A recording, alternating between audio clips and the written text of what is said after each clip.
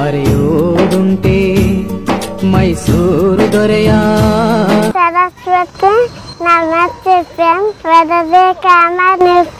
ನನ್ನ ಮಗಳಿಗೆ 8 ತಿಂಗಳಿಂದ ನಾನು ಇಲ್ಲಿ ಟ್ರೈನಿಂಗ್ ತಗೊಳ್ತಾ ಇದ್ದೀನಿ. ಮೊದಲು ಅವಳಿಗೆ ಮಾತಲ್ಲಿ ಕ್ಲಾರಿಟಿ ಇರಲಿಲ್ಲ. ನಂದು ಸಂಬಂಧದಲ್ಲಿ ಮದುವೆ ಆದ್ದರಿಂದ ನನ್ನ ಮಗಳಿಗೆ ಈ ತರ ಎಫೆಕ್ಟ್ ಆಗಿದೆ. 8 ತಿಂಗಳು ಇಲ್ಲೇ ಉಳ್ಕೊಂಡಿದ್ದೀರಿ? ಇಲ್ಲೇ ಉಳ್ಕೊಂಡಿದ್ದೀವಿ. ಇಲ್ಲಿ ಇರೋಕೆಲ್ಲ ವ್ಯವಸ್ಥೆ ಇದೆ. 21 ತರ ಡಿಸೆಬಿಲಿಟಿ ಇದೆ. ಅದರಲ್ಲಿ ಹೆಚ್ಚು ಕಡಿಮೆ 12 ರಿಂದ 13 ಡಿಸೆಬಿಲಿಟಿ ಮಾತು ಮತ್ತು ಕಿವಿಗೆ ಸಂಬಂಧಪಟ್ಟಿದ್ದು. ಒಂದು ವರ್ಷಕ್ಕೆ ನಮಗೆ ಬರುವಂತಹ ಪೇಷಂಟ್ಗಳ ಸಂಖ್ಯೆ 73,000. ಅಖಿಲ ಭಾರತ ವಾಕ್ ಶ್ರವಣ ಸಂಸ್ಥೆ ಅಂತ ಹೇಳಿ ಸಂಸ್ಥೆ ಹೆಸರು. ಇಡೀ ವಿಶ್ವಕ್ಕೆ ನಂಬರ್ 1 ಆದಂತಹ ಒಂದು ಸಂಸ್ಥೆಯ ಟೂರ್ಗೆ ನಿಮ್ಗೆಲ್ರಿಗೂ ಆತ್ಮೀಯವಾದ ಸ್ವಾಗತ ಸ್ನೇಹಿತರೆ. 28 ಎಕರೆ ಇದೆ ಈ ಜಾಗ. ನಾವು ಮೈಸೂರು ಮಹಾರಾಜ ಶ್ರೀ ಚಾಮರಾಜೇಂದ್ರ ಒಡೆಯರ ಕೊಡುಗೆ ಅಂತ ಹೇಳಿ ಹೆಮ್ಮೆ ಅನ್ಸುತ್ತೆ.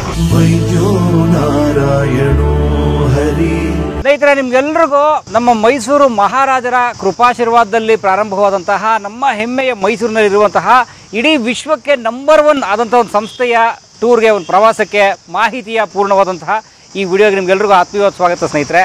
ನೀವು ನೋಡ್ತಾ ಇದ್ದೀರಿ ನೋಡಿ, ಸುಮಾರು ಒಂದು 28-30 ಒಳಗಡೆನೆ ಇರುವಂತಹ ಕ್ಯಾಂಪಸ್ ಸ್ನೇಹಿತರೆ. ಅಖಿಲ ಭಾರತ ವಾಕ್ ಶ್ರವಣ ಸಂಸ್ಥೆ ಅಂತ ಹೇಳಿ ಸಂಸ್ಥೆ ಹೆಸರು ನೋಡಿ. ಅಂದ್ರೆ ಆಲ್ ಇಂಡಿಯಾ ಲೆವೆಲ್ ನ ಸ್ಪೀಚ್ ಅಂಡ್ ಹಿಯರಿಂಗ್ ಸೆಂಟರ್ ಇದು. ಕೆಲವು ಮಕ್ಕಳಿಗೆ ಮಾತನಾಡುವ ಸಮಸ್ಯೆ ಇರುತ್ತೆ, ಕೆಲವು ಮಕ್ಕಳಿಗೆ ಕಿವಿ ಕೇಳಿಸುವ ಸಮಸ್ಯೆ ಇರುತ್ತೆ.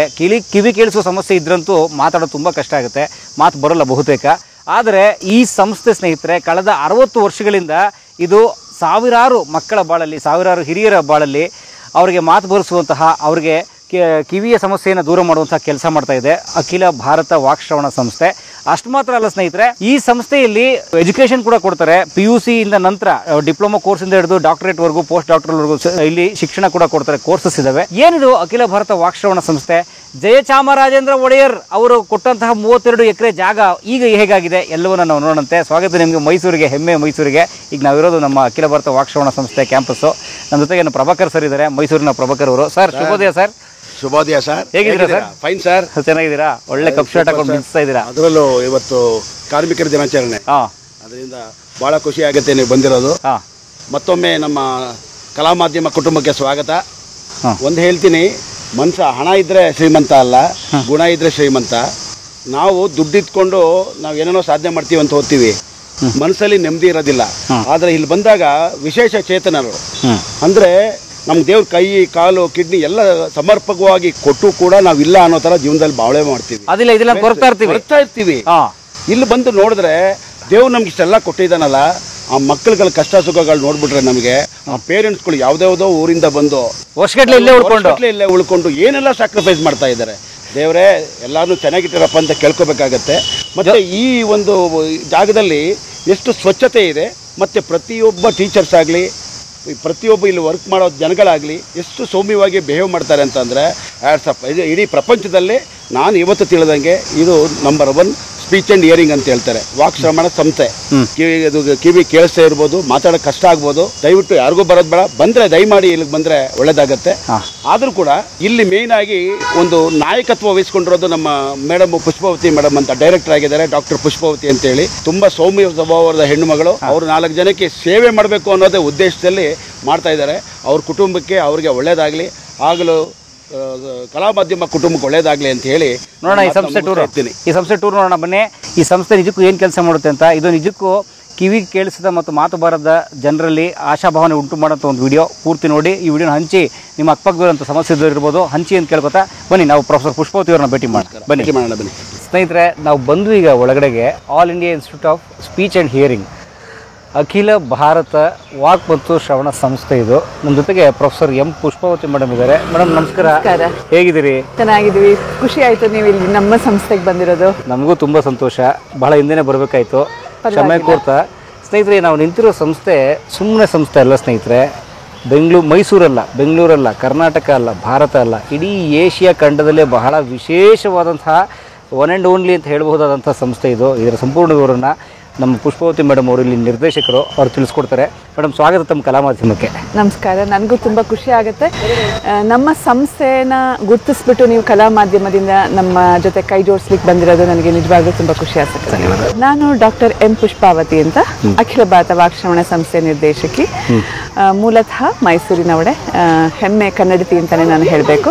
ಇದೇ ಸಂಸ್ಥೆನಲ್ಲಿ ಓದಿರೋದು. 1989ರಲ್ಲಿ ನಾನು ಈ ಸಂಸ್ಥೆಗೆ ವಿದ್ಯಾರ್ಥಿನಿಯಾಗಿ ಸೇರಿಕೊಂಡೆ. ವಿದ್ಯಾರ್ಥಿನಿಯಾಗಿ ಸೇರ್ಕೊಂಡ್ಮೇಲೆ ನಾನು ಇಲ್ಲೇ ಒಂದು ಬ್ಯಾಚುಲರ್ ಡಿಗ್ರಿ, ಒಂದು ಮಾಸ್ಟರ್ಸ್ ಡಿಗ್ರಿ ಆದಮೇಲೆ ಇಲ್ಲೇ ಪ್ರಾಧ್ಯಾಪಕಿಯಾಗಿ ನಾನು ಸೇರಿಕೊಂಡೆ. ಅದು 1996ರಲ್ಲಿ. ಒಂದು 26 ವರ್ಷ ನಾನು ಇಲ್ಲಿ ಪ್ರಾಧ್ಯಾಪಕಿಯಾಗಿ ಕೆಲಸ ಮಾಡಿ ಆಮೇಲೆ 2018 ಅಕ್ಟೋಬರ್ 18ರಿಂದ ಈ ಸಂಸ್ಥೆ ನಿರ್ದೇಶಕಿಯಾಗಿ ನಾನು ಜವಾಬ್ದಾರಿ ವಹಿಸ್ಕೊಂಡಿದ್ದೀನಿ. ಸೊ ತಾವು ಇಲ್ಲಿ ವಿದ್ಯಾರ್ಥಿನಿ, ಇಲ್ಲಿನ ಪ್ರಾಧ್ಯಾಪಕಿ, ಈಗ ನಿರ್ದೇಶಕರು. ಹೌದು ಹೌದು. ಸೊ ಇಲ್ಲಿ ಸುಮಾರು 40 ವರ್ಷದ ಒಡನಾಟ. ಹೌದು, ಈ ಸಂಸ್ಥೆ ನನ್ನ ಕರ್ಮಭೂಮಿ ಅಂತ ಹೇಳಲಿಕ್ಕೆ ಇಷ್ಟ. ಯಾಕಂದ್ರೆ ನನ್ನ ಜೀವನನ ರೂಪಿಸಿರೋ ಸಂಸ್ಥೆ ಇದು. ಹಾಗಾಗಿ ವಿದ್ಯಾರ್ಥಿನಿಯಾಗಿ ನಾನು ಏನೇನು ನೋಡಿದ್ದೆ, ಅದಾದಮೇಲೆ ನಾನು ಪ್ರಾಧ್ಯಾಪಕಿಯಾಗಿ ನಾನು ಏನೇನು ನೋಡಿದ್ದೆ, ಈಗ ಅದನ್ನು ಪ್ರತಿಯೊಂದು ಮಜಲುಗಳನ್ನ ದಾಟಿ ನಾನು ಇಲ್ಲಿ ಬಂದಿರೋದ್ರಿಂದ ಈ ಸಂಸ್ಥೆಯ ಒಂದೊಂದು ಕಲ್ಲೂ ಸಹ ನನಗೆ ಗೊತ್ತು, ಈ ಸಂಸ್ಥೆ ಪ್ರತಿಯೊಬ್ಬರು ಗೊತ್ತು. ಹಾಗಾಗಿ ನಾನೊಬ್ಬಳೇ ಅಲ್ಲ, ಈ ಸಂಸ್ಥೆನಲ್ಲಿ ಕೆಲಸ ಮಾಡ್ತಾ ಇರೋ ಬಹುಶಃ 70% ಅಧ್ಯಾಪಕರು ಅಥವಾ ಕ್ಲಿನಿಕಲ್ ಸ್ಟಾಫ್ ಎಲ್ಲರೂ ಈ ಸಂಸ್ಥೆನಲ್ಲೇ ಓದಿದ್ದಾರೆ. Wow, very nice. ಸೊ ನಾವು ಕೇಳ್ಪಟ್ಟ ಹಾಗೆ ಇಡೀ ಏಷ್ಯಾಗೆ ಬಹಳ ವಿಶಿಷ್ಟವಾದ ಸಂಸ್ಥೆ ಇದು, ಮೈಸೂರಿನ. ಹೌದು. ಏನು ವಿಶೇಷ, ಯಾವಾಗ ಶುರು ಆಯ್ತು ಹೇಳ್ಬೋದಾ? ಇದು ಇಡೀ ಏಷ್ಯಾಗೆ ಅಂತಲ್ಲ, ಇದು ಇಡೀ ಪ್ರಪಂಚದಲ್ಲಿ ವಾಕ್ ಮತ್ತು ಶ್ರವಣ ವಿಜ್ಞಾನದಲ್ಲಿ ಇರುವಂತಹ ಅತಿ ದೊಡ್ಡ ಸಂಸ್ಥೆ ಅಂತ ಹೇಳಲಿಕ್ಕೆ ಹೆಮ್ಮೆ ಅಂತ ಅನ್ಸುತ್ತೆ. ಇಡೀ ಜಗತ್ತಿಗೆ ಅಂದ್ರೆ ನಿಮ್ಗೆ ವಾಕ್ ಮತ್ತು ಶ್ರವಣ ವಿಜ್ಞಾನದಲ್ಲಿ ಈ ತರ ಸೌಲಭ್ಯ ಇರುವಂತಹ ಯಾವ ಸಂಸ್ಥೆನೂ ನಿಮ್ಗೆ ಸಿಗೋದಿಲ್ಲ. ಅಂದ್ರೆ ಸ್ಪೀಚ್ ಅಂಡ್ ಹಿಯರ್ ಡಿಪಾರ್ಟ್ಮೆಂಟ್ ನಲ್ಲಿ ಅದು ಸಂಬಂಧಪಟ್ಟ ವಿಭಾಗದಲ್ಲಿ ಇಷ್ಟು ವಿಶಾಲವಾದ, ಇಷ್ಟು ಸುಸಜ್ಜಿತವಾದ ಆಸ್ಪತ್ರೆ ಇಲ್ಲ ಇಡೀ ಜಗತ್ತಲ್ಲಿ ಇಲ್ಲ. ಅಂದ್ರೆ ನಿಮ್ಗೆ ಒಂದು ಆಸ್ಪತ್ರೆ ಇರುತ್ತೆ, ಅದು ಮೈಸೂರಲ್ಲಿ ಇರಬಹುದು ಅಥವಾ ಬೆಂಗಳೂರಲ್ಲಿ, ಮುಂಬೈನಲ್ಲಿ ಇರಬಹುದು. ಆ ಆಸ್ಪತ್ರೆಯಲ್ಲಿ ಒಂದು ಸಣ್ಣ ವಿಭಾಗ ವಾಕ್ಶ್ರವಣ ವಿಭಾಗ ಅಂತ ಇರುತ್ತೆ. ಅಥವಾ ಒಂದು ಯೂನಿವರ್ಸಿಟಿಗೆ ಹೋಗ್ತೀರಿ, ಆ ದೊಡ್ಡ ಯೂನಿವರ್ಸಿಟಿನಲ್ಲಿ ಒಂದು ಡಿಪಾರ್ಟ್ಮೆಂಟ್ ಸ್ಪೀಚ್ ಅಂಡ್ ಹಿಯರಿಂಗ್. ಆದ್ರೆ ಇದು ಆ ಥರ ಅಲ್ಲ. ಒಂದು ವರ್ಷಕ್ಕೆ ವೆಚ್ಚ ಇದು ಹೆಚ್ಚು ಕಡಿಮೆ 130 ಕೋಟಿ. ಈ ಥರ ಬಜೆಟ್ ಇಟ್ಕೊಂಡು ಇರೋಂತಹ ಒಂದು ಸಂಸ್ಥೆ ಇದೆ. ವರ್ಷಕ್ಕೆ 130 ಕೋಟಿ ರೂಪಾಯಿ ಬಜೆಟ್ ಇದಕ್ಕೆ. ಅಂದ್ರೆ ಯಾವುದೋ ಒಂದು ಸಣ್ಣ ವಿಭಾಗ ಅಲ್ಲ, ಇಡೀ ಈ ಸಂಸ್ಥೆ ಇರೋದೇ ವಾಕ್ ಮತ್ತು ಶ್ರವಣ ಚಿಕಿತ್ಸೆ ವಿಜ್ಞಾನ ವಿಭಾಗದಲ್ಲಿ ಇದೇ ಒಂದು ಪ್ರಪಂಚದಲ್ಲಿ ಮೊದಲನೇ ಸ್ಥಾನದಲ್ಲಿ ಇರುವಂತಹ ಸಂಸ್ಥೆ. ಅದು ಸರ್ಕಾರಿ ಸಂಸ್ಥೆ ಅಂತ ಹೇಳ್ಕೊಳ್ಳಿಕ್ಕೆ ಹೆಮ್ಮೆ ಆಗತ್ತೆ. ಯಾಕಂದ್ರೆ ನಾವು ಬೇರೆ ಕಡೆ ಎಲ್ಲ ನೋಡಿದ್ರೆ ಅದು ಸರ್ಕಾರೇತರ ಸಂಸ್ಥೆ ಅಂತ ಹೇಳ್ತೀವಿ, ಆದ್ರೆ ಇದಲ್ಲ. ಇದು ಭಾರತ ಸರ್ಕಾರದ ministry of health and family welfare ಅಂತ ನಾವು ಏನು ಹೇಳ್ತೀವಿ, ಆ ಸಚಿವಾಲಯದಲ್ಲಿ ಬರುವಂತಹ ಒಂದು ಆಟೋನಮಸ್ ಇನ್ಸ್ಟಿಟ್ಯೂಟ್. ಇದು ಬಹುಶಃ ಸುಮಾರು ಜನಕ್ಕೆ ಗೊತ್ತಿರಲ್ಲ, ನಾವು ಮೈಸೂರು ಮಹಾರಾಜ ಶ್ರೀ ಚಾಮರಾಜೇಂದ್ರ ಒಡೆಯರ ಕೊಡುಗೆ ಅಂತ ಹೇಳಲಿಕ್ಕೆ ಹೆಮ್ಮೆ ಅನ್ಸುತ್ತೆ. ಇದು ಒಂದು ಸಂಸ್ಥೆ ಶುರುವಾಗಿ ಹೆಚ್ಚು ಕಡಿಮೆ ಈ ಆಗಸ್ಟ್ 9ಕ್ಕೆ 60 ವರ್ಷ ಆಗುತ್ತೆ. 60 ವರ್ಷ ಸಂಸ್ಥೆ. 60 ವರ್ಷದ ಹಿಂದೆ ಏನಾಗಿತ್ತು ಅಂತ ಹೇಳಿದ್ರೆ, ಶ್ರೀ ಜಯಚಾಮರಾಜೇಂದ್ರ ಒಡೆಯರ್ ಅವರು ಅಮೆರಿಕಾದಲ್ಲಿ ಹೋದಾಗ ಅಲ್ಲಿ ಒಂದು ಜಾಗಕ್ಕೆ ಹೋಗ್ತಾರೆ. ಆ ಜಾಗದಲ್ಲಿ ಅವರು ಕಿವಿ ತೊಂದರೆ ಇರೋ ಮಕ್ಕಳಿಗೆ ಹಿಯರಿಂಗ್ ಏಡ್ ಹಾಕಿ ಅವರು ಓದೋದು, ಬರೆಯೋದು, ಮಾತಾಡೋದು ಎಲ್ಲ ನೋಡ್ತಾರೆ. ಅದೆಲ್ಲ ನೋಡಿದ್ಮೇಲೆ ಅವರಿಗೆ ಈ ಥರ ಒಂದು ಯಾಕೆ ಅವಕಾಶ ನಮ್ಮ ಭಾರತದಲ್ಲಿ ಇಲ್ಲ ಅಂತ ಒಂದು ಮನಸ್ಸಲ್ಲಿ ಬರುತ್ತೆ. ಸೊ ಅದು ಅವ್ರ ಮನಸ್ಸಲ್ಲಿ ಇರುತ್ತೆ. ಹಾಗೆ ಅವರು ವಾಪಸ್ ಬಂದ ಮೇಲೆ ಭಾರತ ಸರ್ಕಾರದಿಂದನೂ ಈ ಥರದಲ್ಲಿ ಒಂದು ಕೆಲಸ ಮಾಡಬೇಕು ಅಂತ ಹೇಳಿ ನಮಗೆ ಬೇರೆ ಕಡೆಯಿಂದ ಒಬ್ಬರು ಪಾಮರ್ ಅಂತ ಬರ್ತಾರೆ. ಅವರು ಒಂದು ಸಂಸ್ಥೆ ಇದನ್ನು ಸ್ಥಾಪನೆ ಮಾಡಬೇಕು ಅಂತ ಭಾರತದಲ್ಲಿ ಬೇರೆ ಬೇರೆ ಜಾಗದಲ್ಲೆಲ್ಲ ಹುಡುಕ್ತಾ ಇರ್ತಾರೆ, ಎಲ್ಲಿ ಜಾಗ ಸಿಗುತ್ತೆ, ಎಲ್ಲಿ ಸಂಸ್ಥೆ ಸ್ಥಾಪನೆ ಮಾಡಬೇಕು ಅಂತ. ಈ ವಿಷಯ ಮೈಸೂರು ಮಹಾರಾಜರು ಅವ್ರಿಗೆ ಗೊತ್ತಾಗಿ ಮೈಸೂರು ಮಹಾರಾಜರು ನಮಗೆ ಇಲ್ಲಿ ಮೈಸೂರಿನಲ್ಲಿ ಚಾಮುಂಡಿ ಬೆಟ್ಟದ ತಪ್ಪಲಿನಲ್ಲಿ ಜಾಗ ಕೊಡ್ತಾರೆ. ಸೊ ಆದರೆ ಏನಾಗುತ್ತೆ, ಚಾಮುಂಡಿ ಬೆಟ್ಟದ ತಪ್ಪಲಿನಲ್ಲಿ ಬೇರೆ ಪೇಷಂಟ್ಗಳಿಗೆಲ್ಲ ಬರಲಿಕ್ಕೆ ಸ್ವಲ್ಪ ಕಷ್ಟ ಆಗುತ್ತೆ ಅಂತ ಹೇಳಿ ನಾವು ಇದು ಒಂದು ಮೈಸೂರು ನಗರದ ಹೃದಯ ಭಾಗದಲ್ಲಿ ಇರೋದ್ರಿಂದ ಈ ಜಾಗನ ನಾವು 59 ವರ್ಷದ ಹಿಂದೆ ನಾವು ಈ ಜಾಗಕ್ಕೆ ಬಂದಿದ್ದು.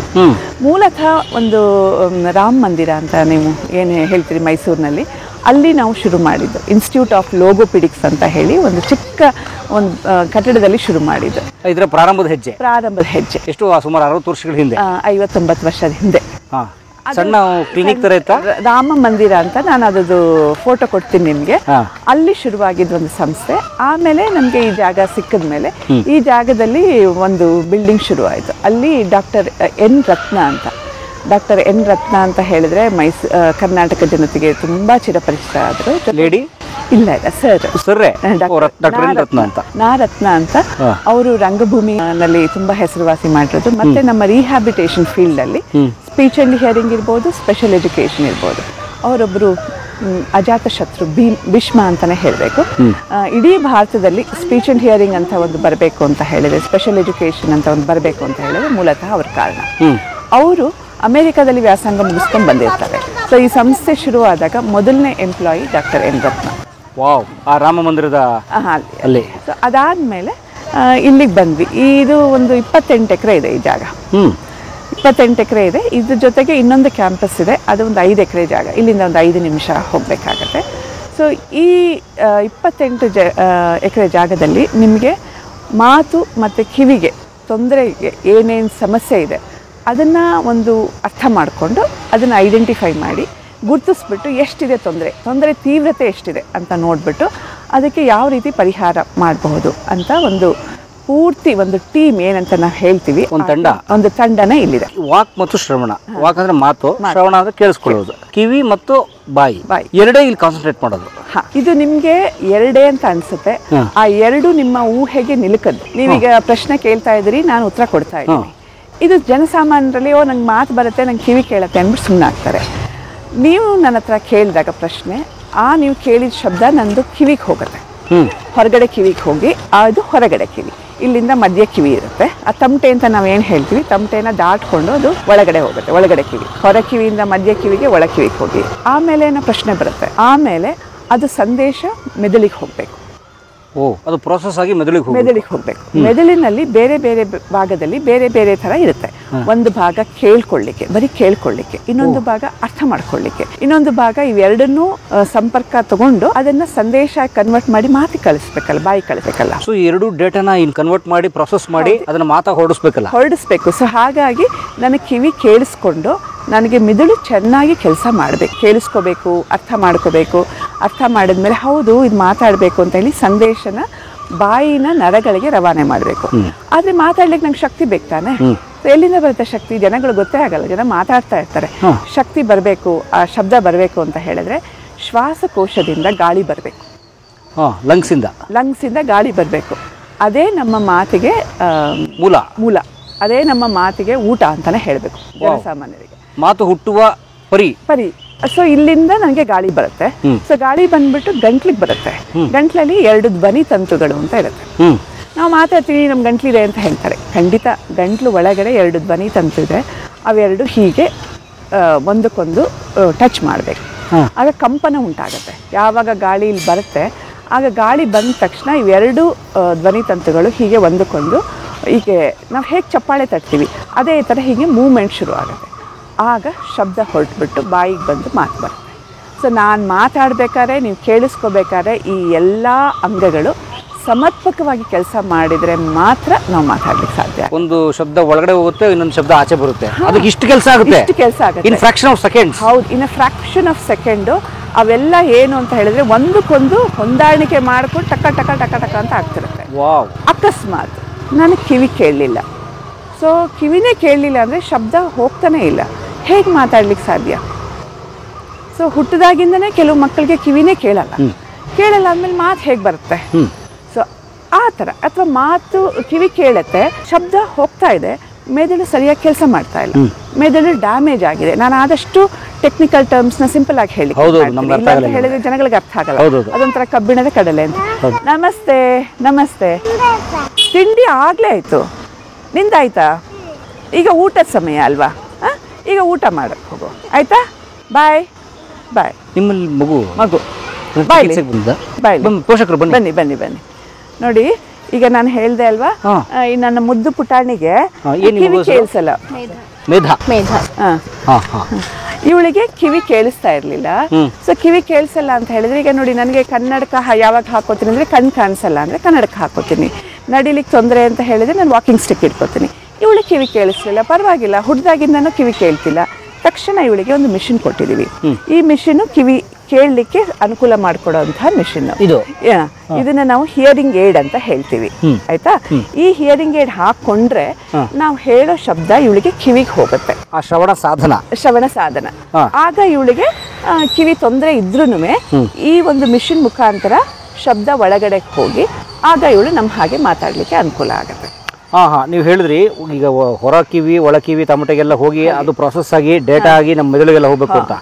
ಅಲ್ಲಿ ಸಮಸ್ಯೆ ಇದ್ದಾಗ ಈ ಶ್ರವಣ ಸಾಧನ ಆ ಕೆಲಸ ಮಾಡ್ತಿದೆ. ಬರೀ ಕಿವಿ ತೊಂದರೆ ಇದ್ದವರಿಗೆ ಮಾತ್ರ. ಮೆದುಳು ಚೆನ್ನಾಗಿ ಕೆಲಸ ಮಾಡುತ್ತೆ, ಬಾಯಿ ಚೆನ್ನಾಗಿ ಕೆಲಸ ಮಾಡುತ್ತೆ. ಕಿವಿದು ಮೊದಲನೇದು ಎಂಟ್ರಿ ಪಾಯಿಂಟೇ ಪ್ರಾಬ್ಲಮ್ ಆಗಿತ್ತು, ಅವಾಗ ಸಹಾಯ ಮಾಡುತ್ತೆ. ಇದು ನಾವು ಕನ್ನಡಕ ಹಾಕೊಂಡಂಗೆ ಅಷ್ಟೇ. ಸೊ ಇವಳಿಗೆ ನಾವು ಮಿಷಿನ್ ಕೊಟ್ವಿ. ಮಿಷಿನ್ ಕೊಟ್ಟಾಗ ಇವ್ಳು ಮಿಷಿನ್ ಹಾಕೊಂಡ ತಕ್ಷಣ ಎಲ್ಲ ಶಬ್ದ ಕೇಳಿಸುತ್ತೆ, ಏನೂ ಅರ್ಥ ಆಗಲ್ಲ.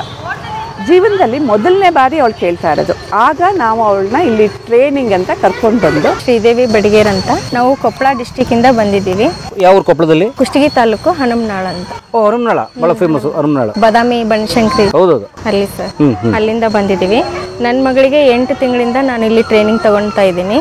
ಮೊದಲು ಅವಳಿಗೆ ಮಾತಲ್ಲಿ ಕ್ಲಾರಿಟಿ ಇರಲಿಲ್ಲ, ಸರಿಯಾಗಿ ಮಾತಾಡ್ತಾ ಇರಲಿಲ್ಲ. ಇಲ್ಲಿಗೆ ಬಂದ ಮೇಲೆ ಅವಳು ಪರ್ಫೆಕ್ಟ್ ಆಗಿದ್ದಾಳೆ, ಚೆನ್ನಾಗಿ ಮಾತಾಡ್ತಾಳೆ. ಎಷ್ಟು ನಿಮ್ಮ ಮಗುಗೆ ಏಜು?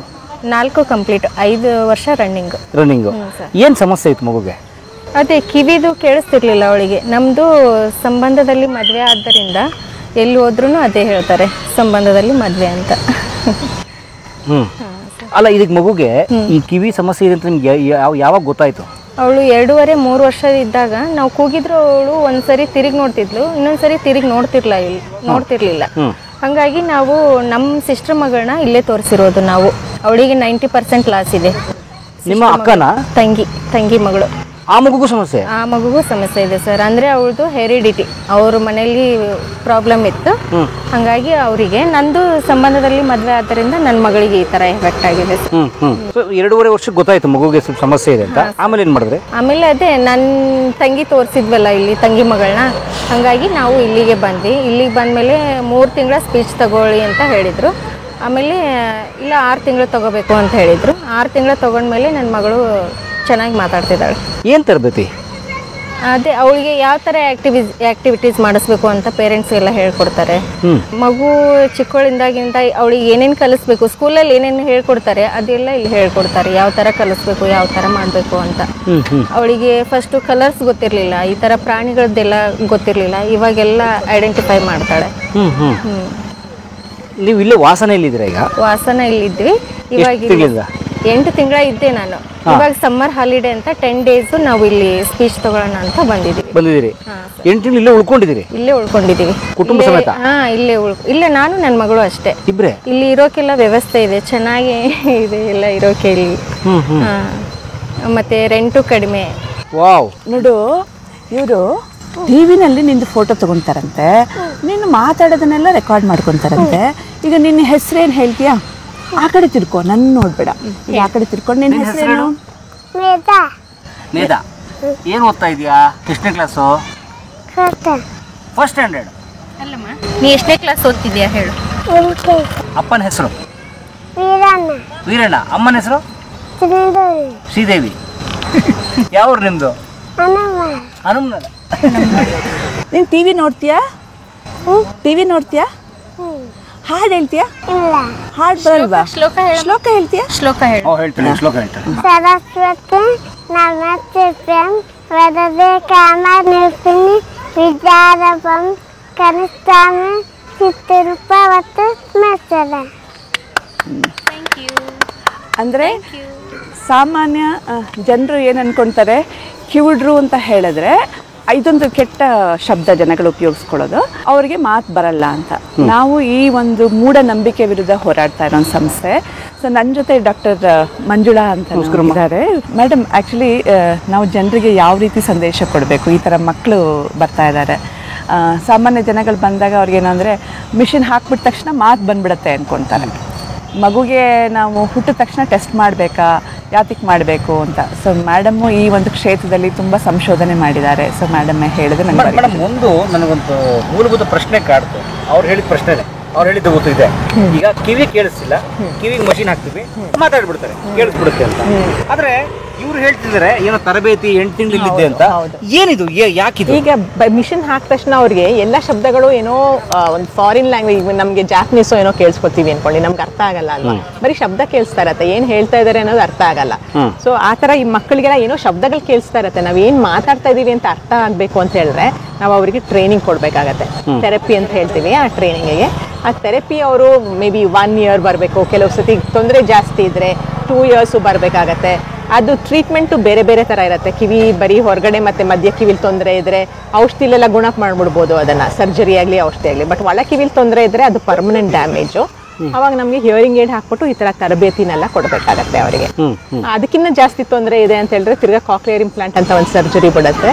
ಅದನ್ನು ಮಾಡಿಸ್ಬಿಟ್ಟು ಅದನ್ನು ಎಷ್ಟು ಬೇಗ ಮಾಡಿಸ್ತಾರೋ ಮಕ್ಕಳು ಅಷ್ಟು ಒಳ್ಳೆಯದು. ಬೆಳೀತಾ ಬೆಳೀತಾ ಮಕ್ಕಳಿಗೆ ಮಾತು ಕಲಿಯೋ ಶಕ್ತಿ ಅಥವಾ ಕೇಳಿಸ್ಕೊಂಡು ಅರ್ಥ ಮಾಡ್ಕೊಳ್ಳೋ ಶಕ್ತಿ ಎಲ್ಲ ಕಡಿಮೆ ಆಗ್ತಾ ಹೋಗುತ್ತೆ. ಸೊ ಕ್ರಿಟಿಕಲ್ ಪೀರಿಯಡ್ ಅಂತ ಹೇಳ್ತೀವಿ. ಆ ಪೀರಿಯಡ್ ಒಳಗಡೆ ಆ ಮಗುಗೆ ಬಂದು ಬೇಗ ಐಡೆಂಟಿಫೈ ಮಾಡಿ ಹಿಯರಿಂಗ್ ಏಡ್ ಕೊಡಿಸಿ ಥೆರಪಿ ಕೊಡಿಸಿದ್ರೆ ಮಗು ಈ ಥರ ಚೆನ್ನಾಗಿ ಮಾತಾಡಿ ಮತ್ತೆ ನಾರ್ಮಲ್ ಸ್ಕೂಲ್ಗೂ ಹೋಗಕ್ಕೆ ಶುರು ಮಾಡುತ್ತೆ. ಅಲ್ಲ, ನನಗೆ ಅರ್ಥ ಆಗದೆ ಇದ್ದ ವಿಚಾರ, ಈಗ ನಮ್ಮ ಮನೇಲಿ ಒಬ್ರು ತಾತ ಇದ್ದಾರೆ, ಅಜ್ಜ ಇದ್ದಾರೆ, ಅವರು ಮಾತಾಡ್ತಿದ್ರು, ಇದಕ್ಕಿದಂಗೆ ವಯೋಸಹಜವಾಗಿ ಕಿವಿ ಕೇಳಿಸೋದು ಕಡಿಮೆ ಆಯಿತು, ಏನೋ ಅನ್ನೋರು, ಅವ್ರು ಮಷಿನ್ ಹಾಕಿದ್ರು, ಈಗ ಮಾತಾಡ್ತಿದ್ದಾರೆ. ಆದ್ರೆ ಈ ಮಗುಗೆ ಮಷಿನ್ ಹಾಕಿದ ತಕ್ಷಣ ಮಾತಾಡಲ್ಬೋದು? ಖಂಡಿತ. ಯಾಕೆ ಅಂತ ಹೇಳಿದ್ರೆ ಈಗ ನೋಡಿ, ಆ ಮಗು ಇಲ್ಲಿ ತನಕ ಒಂದು ಮೌನ ಸಾಮ್ರಾಜ್ಯದಲ್ಲಿ ಇತ್ತು. ಶಬ್ದನೇ ಕಿವಿಗೆ ಬೀಳ್ತಿರ್ಲಿಲ್ಲ, ಏನು ಶಬ್ದನೂ ಬೀಳ್ತಿರ್ಲಿಲ್ಲ. ಈಗ ನಾವು ಮಿಷಿನ್ ಹಾಕಿದ ತಕ್ಷಣ ನೀವು ಮಾತಾಡೋ ಶಬ್ದ ಬರ್ತಾ ಇದೆ, ಹೊರಗಡೆಯಿಂದ ಬರೋ ವೆಹಿಕಲ್ಗಳ ಶಬ್ದ ಬರ್ತಿದೆ, ಮನೆಯಲ್ಲಿ ಬರ್ತಿರೋ ಶಬ್ದ ಇದೆ, ಎಲ್ಲ ಕಿವಿಗೆ ಹೋಗುತ್ತೆ. ಮೊದಲನೇ ಬಾರಿಗೆ ಆ ಮಗು ಶಬ್ದ ಏನು ಅಂತ ಕೇಳಿಸ್ತಾ ಇದೆ. ಅದರಲ್ಲಿ ಯಾವುದು ಅರ್ಥರಹಿತ ಶಬ್ದ, ಯಾವುದಕ್ಕೆ ಅರ್ಥ ಇದೆ, ಮಗುಗೆ ಏನೂ ಗೊತ್ತಾಗಲ್ಲ. ಈಗ ನಾನು ನೀವು ಇಬ್ಬರಿಗೂ ಚೆನ್ನಾಗಿ ಕೇಳುತ್ತೆ. ಸುಮ್ಮನೆ ಈಗ ಮೇಡಮ್ ಹೇಳ್ದಂಗೆ ನಾವು ಜಪಾನ್ ಇದಕ್ಕೆ ಹೋಗ್ತೀವಿ, ಅಲ್ಲಿ ಎಲ್ಲರೂ ಮಾತಾಡ್ತಾರೆ, ನಮ್ಗೇನಾದ್ರೂ ಅರ್ಥ ಆಗುತ್ತಾ? ಕಿವಿ ಕೇಳುತ್ತೆ ಅಲ್ವಾ, ಯಾಕೆ ಅರ್ಥ ಆಗಲ್ಲ? ನಮ್ಗೊಂಥರ ನಾವು ಕನ್ಫ್ಯೂಸ್ಡ್ ಆಗಿ ಅರ್ಥ ಆಗದೆ ಇದ್ದಾಗ ಏನು ಮಾಡ್ತೀವಿ ಹೇಳಿ, ಒಂಥರ ಏನು ಅರ್ಥ ಆಗ್ತೀರ? ಅದೇ ಸ್ಥಿತಿ ನಮ್ಮ ಮಕ್ಕಳಿಗೂ ಶಬ್ದ ಕೇಳುತ್ತೆ, ಅದರಲ್ಲಿ ಯಾವುದಕ್ಕೆ ಅರ್ಥ ಇದೆ ಯಾವುದಕ್ಕೆ ಅರ್ಥ ಇಲ್ಲ ಅಂತ ಮಗು ಗೊತ್ತಾಗಲ್ಲ. ಆಗ ನಾವು ಮಗುಗೆ ಶಬ್ದ ಪ್ರಪಂಚಕ್ಕೆ ನಾವು ಕರ್ಕೊಂಡು ಹೋಗ್ತೀವಿ, ಕೈ ಹಿಡ್ಕೊಂಡು ಕರ್ಕೊಂಡು ಹೋಗ್ತೀವಿ. ನೋಡು, ಈಗ ಮಾತಾಡಬೇಕು ಅಂದರೆ ಪಾ ಅಂದರೆ ಈ ಥರ, ಬಾ ಅಂದರೆ ಈ ಥರ, ತಾತ ಅಂದರೆ ಈ ಥರ, ಅಕ್ಕ ಅಂದರೆ ಹೀಗೆ, ಪಾ ಅನ್ನೋದು ಮುಂದ್ಗಡೆಯಿಂದ ಬರುತ್ತೆ, ಕಾ ಅನ್ನೋದು ಹಿಂದೆಯಿಂದ ಬರುತ್ತೆ, ಟಾಟಾ ಅಂದರೆ ನಾಲಿಗೆ ಮೇಲೆ ಹೋಗುತ್ತೆ. ಈ ಥರ ಒಂದೊಂದು ಅಕ್ಷರಗಳನ್ನು ಹೇಳಿಕೊಟ್ಟು, ಜೊತೆಗೆ ನಮಗೆ ಮನೆಯಲ್ಲಿ ಏನೇನು ಶಬ್ದಗಳು ಬೇಕು, ಮಗುಗೆ ಏನು ಬೇಕು, ಅದನ್ನೆಲ್ಲನೂ ನಾವು ಇಲ್ಲಿ ತರಬೇತಿ ಕೊಡ್ತೀವಿ. ಬಹುಶಃ ಯಾರಿಗೂ ಅರ್ಥ ಆಗಲ್ಲ ಇದೇನಪ್ಪ ತರಬೇತಿ ಅಂದರೆ. ಮಗು ತಾಯಿ ನಮ್ಮ ಜೊತೆ ಕೂತ್ಕೋತಾರೆ, ನಾವು ಅವರಿಗೆ ಬೇಕಾದ ಒಂದು ಪಠ್ಯಕ್ರಮ ಅಂತ ನಾವು ಮಾಡ್ತೀವಿ. ಆ ಪಠ್ಯಕ್ರಮ ಮಾಡಿಬಿಟ್ಟು ಆಡಿಯಾಲಜಿಸ್ಟ್ ಅಂದರೆ ಶ್ರವಣ ತಜ್ಞರು ಬೇರೆ ಬೇರೆ ಶಬ್ದ ಯಾವ ಥರ ಇರುತ್ತೆ ಏನು ಅಂತ ಅವರು ಟ್ರೈನಿಂಗ್ ಕೊಡ್ತಾರೆ. ಮತ್ತು ವಾಕ್ ತಜ್ಞರು ಅಂದರೆ ಸ್ಪೀಚ್ ಪೆಥಾಲಜಿಸ್ಟ್, ನಾವು ಮಕ್ಕಳಿಗೆ ಯಾವ ಥರ ಮಾತು ಹೇಳ್ಕೊಡ್ಬೇಕು ಅಂತ ನಾವು ಮಾತು ಹೇಳ್ಕೊಡ್ತೀವಿ. ಇದೆಲ್ಲ ಆದಮೇಲೆ ನಾವು ಮಕ್ಕಳನ್ನ ಮುಖ್ಯವಾಹಿನಿ ಕರ್ಕೊಂಡು ಹೋಗ್ಬೇಕು ತಾನೆ, ಓದು ಬರಹ ಕಲಿಸಲೇಬೇಕು. ಸೊ ಸ್ಪೆಷಲ್ ಎಜುಕೇಟರ್ ಅಂದರೆ ವಿಶೇಷ ಶಿಕ್ಷಕರು ಇಲ್ಲಿದ್ದಾರೆ, ಅವರು ಮಗುಗೆ ಓದು ಬರಹ ಕಲಿಸ್ತಾರೆ. ಸೊ ಹಾಗಾಗಿ ಮಗುಗೆ ಹಿಯರಿಂಗ್ ಏಡ್ ಹಾಕ್ಬಿಟ್ಟು ಇಲ್ಲಿ ಬಂದರೆ ಕಡಿಮೆ ಅಂದರೆ 2 ರಿಂದ 3 ವರ್ಷ ಮಗು ಇಲ್ಲೇ ಇರುತ್ತೆ. ನೀವು ಬಹುಶಃ ಮೊನ್ನೆ ಬಂದಿದ್ರೆ ಇಲ್ಲಿ ಒಂದು 190 ಮಕ್ಕಳು ನಾವು ಒಂದು ಗ್ರ್ಯಾಜುಯೇಷನ್ ಡೇ ಅಂತ ಮಾಡಿ ಅವರಿಗೆ ಒಂದು ಸರ್ಟಿಫಿಕೇಟ್ ಕೊಟ್ಟು ಮುಖ್ಯವಾಗಿ ನೀವು ನಾರ್ಮಲ್ ಸ್ಕೂಲಿಗೆ ಹೋಗ್ಬೋದು ಅಂತ ಕಳಿಸಿದ್ವಿ.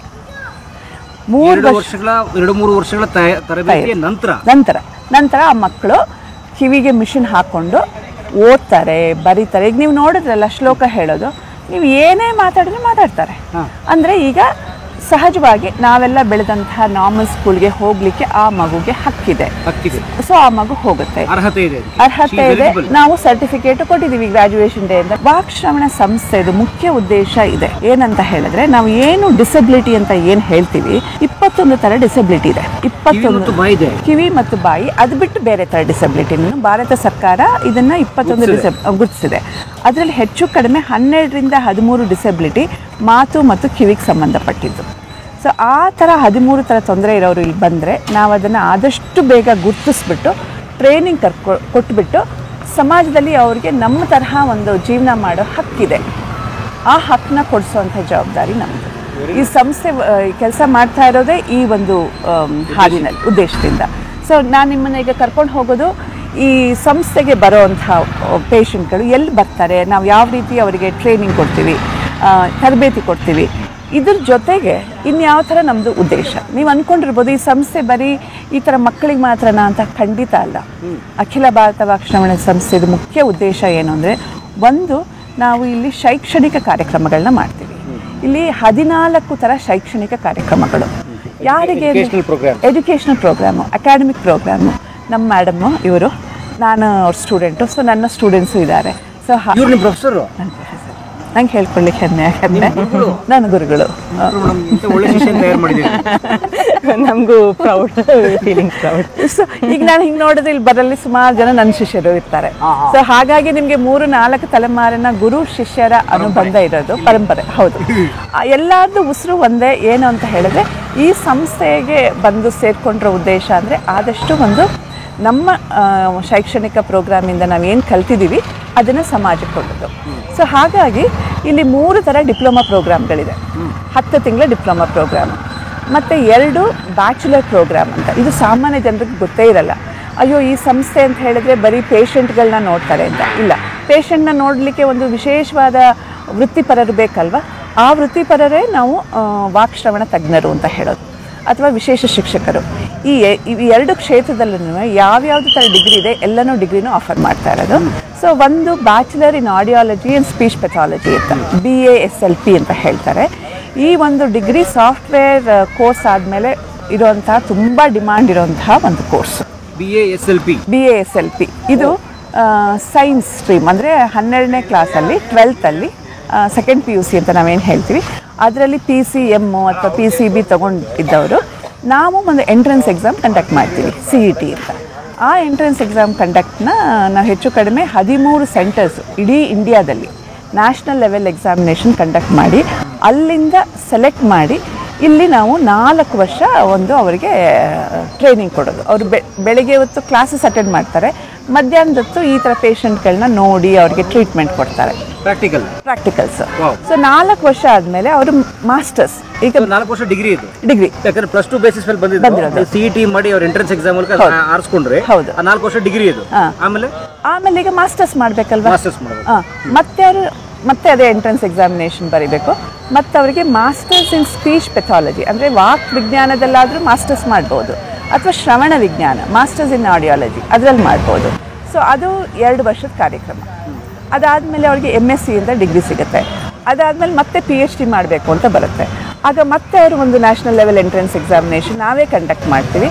ಅದಾದಮೇಲೆ ಅವರು ಇಲ್ಲಿ 3 ವರ್ಷ PhD ಮಾಡ್ತಾರೆ. ಅದಾದಮೇಲೆ ಮತ್ತೆ ಅವ್ರಿಗೆ ಓದಲಿಕ್ಕೆ ಹುಮ್ಮಸ್ಸಿದ್ರೆ ಪೋಸ್ಟ್ ಡಾಕ್ಟರಲ್ ಅಂತ ಇದೆ, ಅಂದರೆ ಡಿಪ್ಲೊಮಾ ಪ್ರೋಗ್ರಾಮಿಂದ ಹಿಡಿದು ನಿಮಗೆ ಪೋಸ್ಟ್ ಡಾಕ್ಟರಲ್ವರೆಗೆ ಈ ವಾಕ್ಶ್ರವಣ ವಿಜ್ಞಾನದಲ್ಲಿ ಈ ಥರ ಒಂದು ಕಾರ್ಯಕ್ರಮಗಳು ಕೊಡ್ತಾ ಇರೋದು ಸಂಸ್ಥೆ ಇದೊಂದು ಮಾತ್ರ. ಜೊತೆಗೆ ಇನ್ನೊಂದು ವಿಶೇಷ ಶಿಕ್ಷಕರು, ನಾನು ಆಗಲೇ ಹೇಳಿದೆ ಓದು ಬರಹ ಕಲಿಸಿ ಎಲ್ಲ ಮಾಡಲಿಕ್ಕೆ ವಿಶೇಷ ಶಿಕ್ಷಕರ ಅಗತ್ಯ ಇದೆ. ಅವ್ರಿಗೂ ಬ್ಯಾಚುಲರ್ಸ್ ಇನ್ ಸ್ಪೆಷಲ್ ಎಜುಕೇಷನ್ ಅಂತಿದೆ, ಮಾಸ್ಟರ್ಸ್ ಇನ್ ಸ್ಪೆಷಲ್ ಎಜುಕೇಷನ್ ಅಂತ ಇದೆ, PhD ಇನ್ ಸ್ಪೆಷಲ್ ಎಜುಕೇಷನ್ ಅಂತ. ನಮ್ಮಲ್ಲಿ 5 ಥರ PhD ಪ್ರೋಗ್ರಾಮ್ ಇದೆ. ಅದು ಸ್ಪೀಚ್ ಪೆಥಾಲಜಿ ಇರಬಹುದು, ಆಡಿಯಾಲಜಿ ಇರಬಹುದು, ಅಥವಾ ಸ್ಪೀಚ್ ಆ್ಯಂಡ್ ಹಿಯರಿಂಗ್ ಇರ್ಬೋದು, ಭಾಷಾ ವಿಜ್ಞಾನ ಅಂದರೆ ಲಿಂಗ್ವಿಸ್ಟಿಕ್ಸ್ ಇರ್ಬೋದು, ಸ್ಪೆಷಲ್ ಎಜುಕೇಷನ್. ಸೊ ಈ ಥರ 14 ಶೈಕ್ಷಣಿಕ ಕಾರ್ಯಕ್ರಮ ನಾವು ಕೊಡ್ತಾ ಇರೋದು ಸರ್ಕಾರಿ ಸಂಸ್ಥೆ ಇದೊಂದೇ ಅಂತ ಹೇಳ್ಕೊಳ್ಳಿಕ್ಕೆ ನಮ್ಗೆ ಹೆಮ್ಮೆ ಆಗುತ್ತೆ. Very nice. ನೋಡಿ ನಿಮ್ದು diploma programme 10 months 10 months to ಇದೊಂದು 4 ಇಯರ್ಸ್ 6 PhD ಎಷ್ಟು ವರ್ಷ ಆಗುತ್ತೆ? PhD 3 ವರ್ಷ 7 ಪ್ಲಸ್ ಆ ಕಡೆ ಪೋಸ್ಟ್ ಡಾಕ್ಟರಲ್ ಅವ್ರು ಬಂದರೆ 2 ವರ್ಷ. ಸೊ 10 ತಿಂಗಳಿಂದ ಹಿಡಿದು 10 ವರ್ಷದ ಸ್ಟಡಿವರೆಗೂ ಇದೆ ಇಲ್ಲಿ ಇದೆ.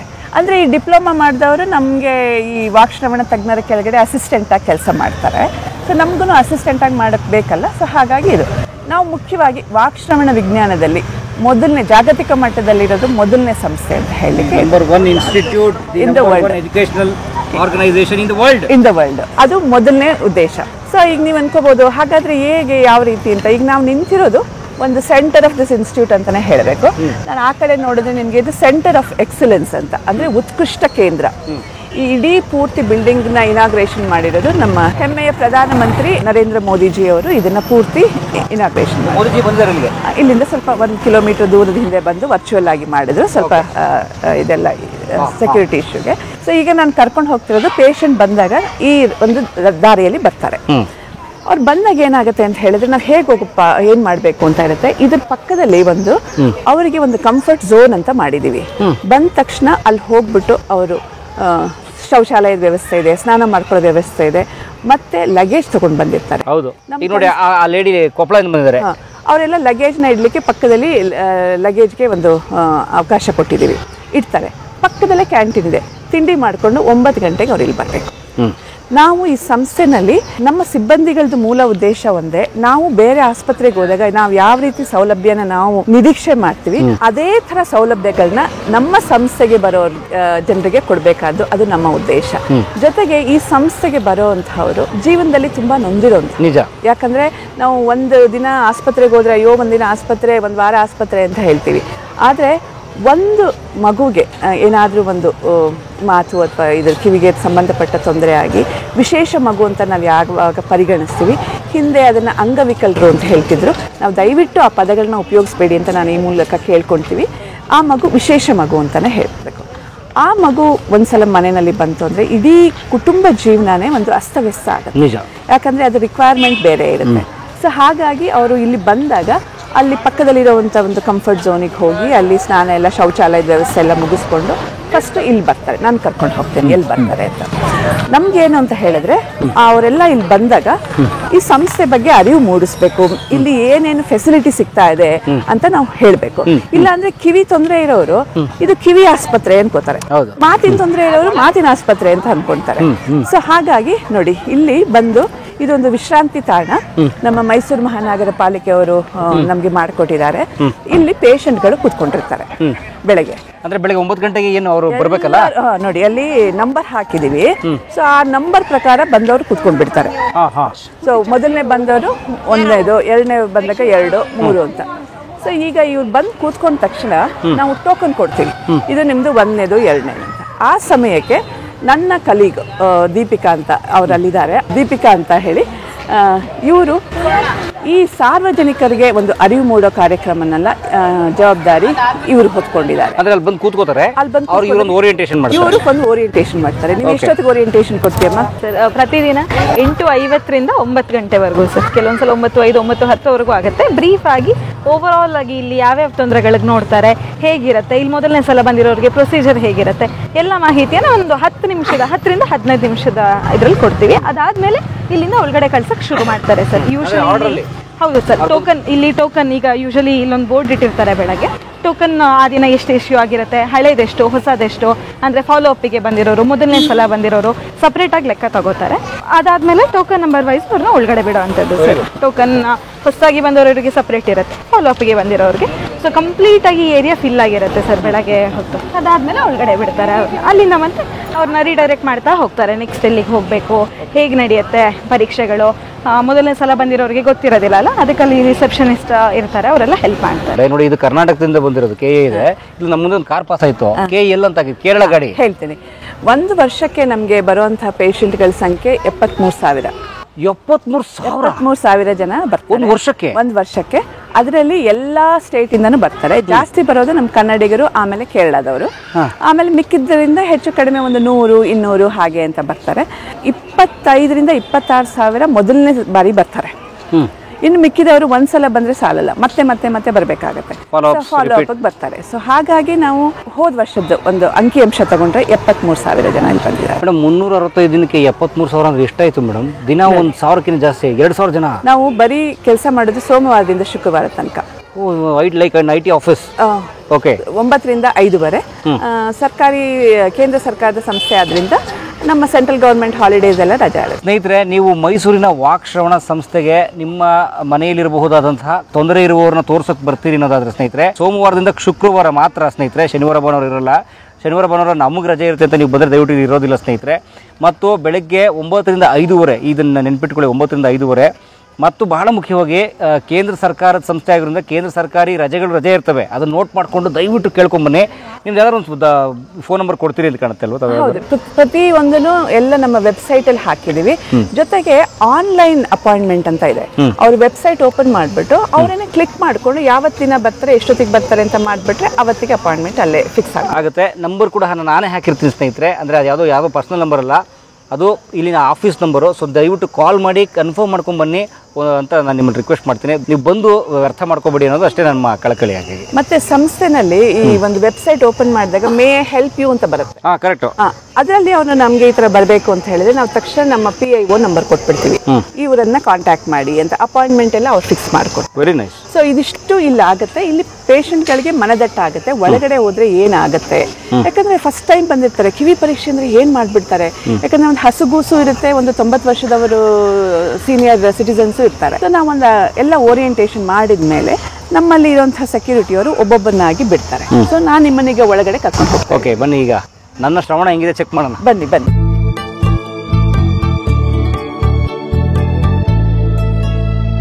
ಕಲಾ ಮಾಧ್ಯಮದ ಎಲ್ಲಾ ಎಪಿಸೋಡುಗಳು ನಿಮಗೆ ಸಿಗಬೇಕು ಅಂತಂದ್ರೆ ಕಲಾ ಮಾಧ್ಯಮ ಯೂಟ್ಯೂಬ್ ಚಾನೆಲ್ನ ಸಬ್ಸ್ಕ್ರೈಬ್ ಮಾಡಿ, ಬೆಲ್ ಐಕಾನ್ನ ಕ್ಲಿಕ್ ಮಾಡಿ, ತಪ್ಪದೇ ಮಾಡಿ. ಈ ವಿಡಿಯೋ ನೋಡಿದ್ದಕ್ಕೆ ನಿಮಗೆ ತುಂಬಾ ಧನ್ಯವಾದಗಳು. ಪುಸ್ತಕಗಳನ್ನ ಓದು ಮನಸ್ಸನ್ನ ಅರಳಿಸುತ್ತೆ, ಬುದ್ಧಿಯನ್ನು ಚುರುಕು ಮಾಡುತ್ತೆ, ಕಾಣದ ಹೊಸಲೋಕವನ್ನು ಪರಿಚಯಿಸುತ್ತೆ. ಹಾಗಾಗಿ ಓದುವ ಸಂಸ್ಕೃತಿ ಹೆಚ್ಚಾಗ್ಲಿ. ಧನ್ಯವಾದ.